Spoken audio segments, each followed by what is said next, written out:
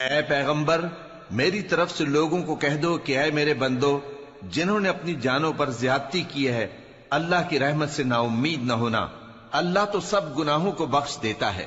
بے شک وہی تو ہے بڑا بخشنے والا، بڑا مہربان۔ اور اس سے پہلے کہ تم پر عذاب آ واقع ہو، اپنے پروردگار کی طرف رجوع کرو اور اس کے فرما بردار ہو جاؤ، ورنہ بعد میں تم کو مدد نہیں ملے گی۔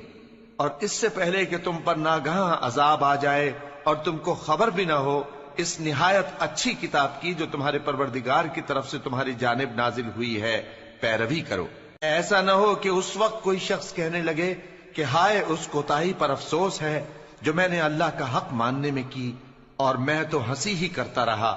یا یہ کہنے لگے کہ اگر اللہ مجھ کو ہدایت دیتا تو میں بھی پرہیزگاروں میں ہوتا، یا جب عذاب دیکھ لے تو کہنے لگے کہ اگر مجھے پھر ایک دفعہ دنیا میں جانا ہو تو میں نیکوکاروں میں ہو جاؤں۔ ارشاد